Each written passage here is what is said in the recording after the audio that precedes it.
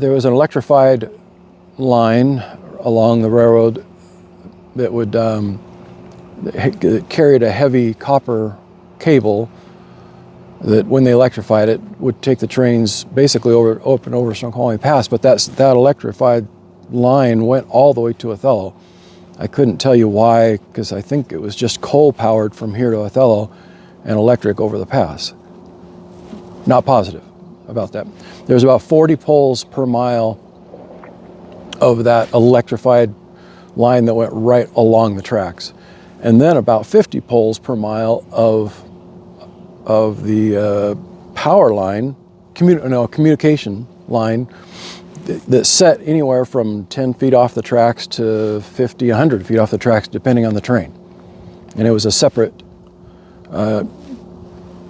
communication, we always call them communication poles, that ran the length as well. So 80 to 90 poles per mile with the two combined. One of the hardships that we encountered was people stealing copper as fast as they could. The copper mostly got stolen ahead of us as we worked. So the big, what we were considering to be kind of the bread and butter part of it, the quick sale, a fairly good, significant amount of money was the copper, and 9/10 of it got stolen. So that was unfortunate. That would have paid all expenses for the job, basically, and we would have had profit in the poles, but as it was, that was gone. The wires that were part of the trolley line portion was mostly just steel cable that would have supported the copper line that was held down the middle. Like I say, they stole the copper line and left all the steel cables. And so we took all the steel cables down and all Gaia lines and everything like that, and we scrapped it and hauled it for scrap. It was just for steel scrap. The wires that were on the communication poles, there was probably 8 or 10 wires that ran the length, and every once in a while one would be truly copper, but most of them were copper coated steel. So they sold for steel scrap prices is all.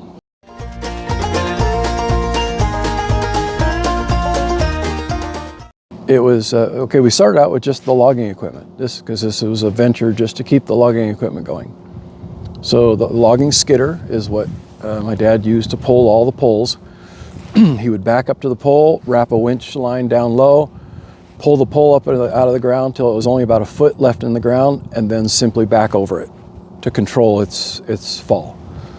And then from there, they all had cross arms, they all had cables running the length of the line, guy wires. All that would either get cut off with bolt cutters initially, and then we'd take wrenches, and it was all galvanized, so that part came off pretty easily. They were easy to take off. We would undo the nuts and pull all the bolts out, and eye bolts and regular bolts out of the poles.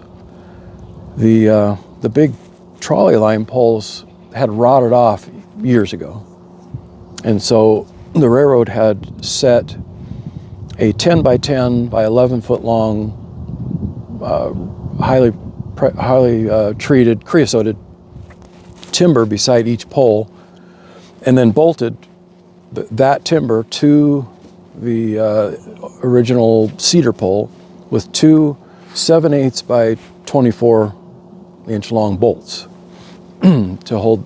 That was the fix that they did for all the poles in the entire length. To get those out was another story. I mean, we started just with big wrenches, taking the nuts off, and then we called it a slide hammer, would hook over the head of the bolt, had long bars and a heavy slide on it, and we would just slide it against the back end of that and slowly pull the bolts.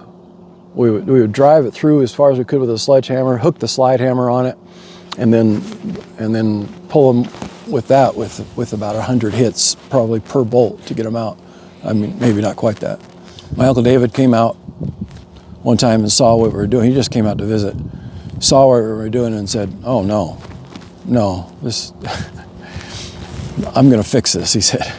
So he built us hydraulic wrenches and hydraulic cylinders to pull all the bolts, and it sped it up by 10 times probably.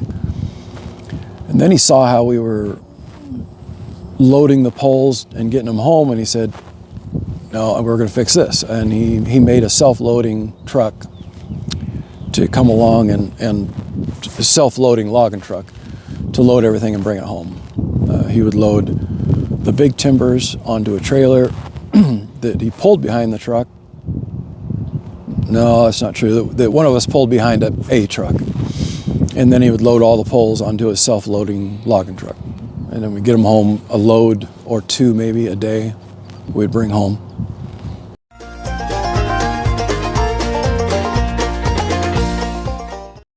We got what we could. We did keep things like all the old crossing signals and things like that. We were able to sell a lot of those for just novelties to people. You'll see a lot of them. In fact, there's several sitting around town. Two of them sitting over here at the old City Hall building over here. Those were the old signals that we had piles of hundreds, maybe not hundreds, 100 of those old signals that we ended up selling as novelties around the country.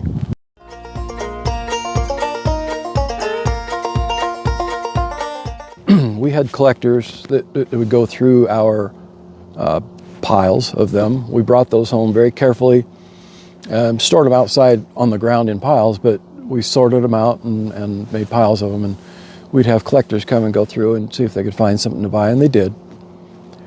At the end of the day, most of them were just worthless, too common to be worth anything, and they're in a landfill.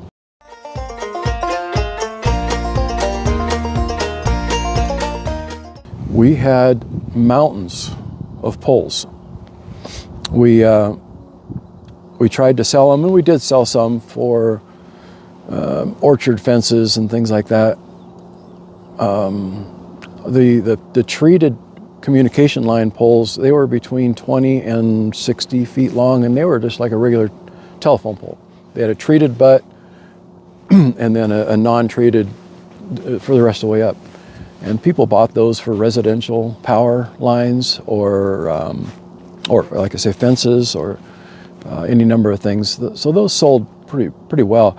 The big untreated trolley line poles were between 18 and 24 inches on the butt, 40 feet tall, most of them. I'm thinking between 30 and 40 feet tall, depending on where we were. When it went through a yard, a train yard, they would jump up to about 60 feet to get over the top of everything going on in a train yard. No, those, we didn't know what to do with. We cut them, split them, made fence posts, sold them, and that was just a tiny little fraction of what we had. And I don't know where the idea came from, but again, my Uncle David to the rescue. He had an idea that these would make nice log homes. And so he built a lathe, a cutoff saw, a hole saw, everything it takes to turn these into log home logs. And it turned out, because they had aged for 70 years, that they had zero shrinking, zero settling. They were ideal. Once we peeled off about a half an inch off of the outside, got down to the fresh wood, they looked brand new. We would cove the bottom, notch the ends, and we built about 300 log homes. About 300 over the course of the 20 subsequent years.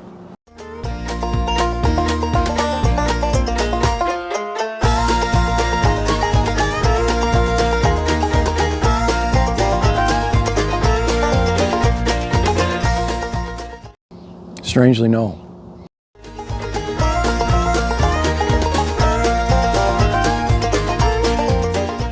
I would climb the pole, I would straddle the wires, lean out to one side and take all the wires loose off the insulators, and then turn around and take them all off the other side and climb down and head to the next pole. And every about 10 poles, I would cut all the wires, and there was two guys coming behind that had a wire reel on the back of a flatbed pickup. They would take all 10 wires, feed them through the guide, roller guide, onto the reel and reel up all the wires into one spool. for the length of every about 10 poles. So there'd be about 10 wires coming in for the length of not a mile, but just a quarter mile maybe of wire. They would roll into every roll, and it made a heavy roll of wire. And then they would kick it off the wire reeler in onto the back of the flatbed. At the end of the day, we would unload all those. And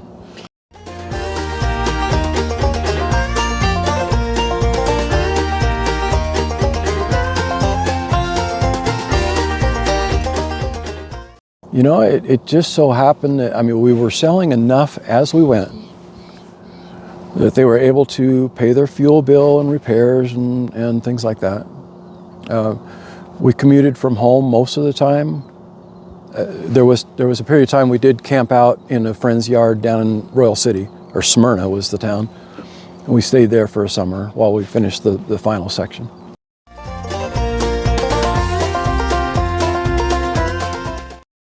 Yeah, when you ask about people getting hurt, and it's strange that nobody got hurt. I mean, we had dings and scrapes and bumps, you know, but there was rattlesnakes like you couldn't believe in that lower valley. And rattlesnakes, you know, they love a warm surface, and so they would be out on the rail bed, especially as the day got late in the day. They would look for that warmth, and so they'd be laying out on the rail bed. And oftentimes when I was climbing poles, they couldn't sink the poles deep enough because of all the basalt rock down there. They'd heap stones around the base of the pole to finish stabilizing. They'd go as deep as they could, drilling it, set the pole, and then heap stones to finish. And there would a lot of times be rattlesnakes in the stones at the base of the pole. So I was always having to look, watch for them, be careful.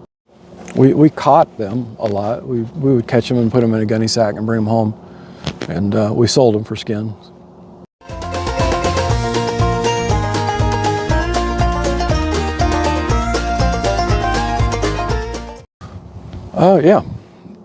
Yeah, there's an independent spirit among us, I suppose, and a stubbornness. And honestly, we're better workers than business people. We've always made a living, but not a killing.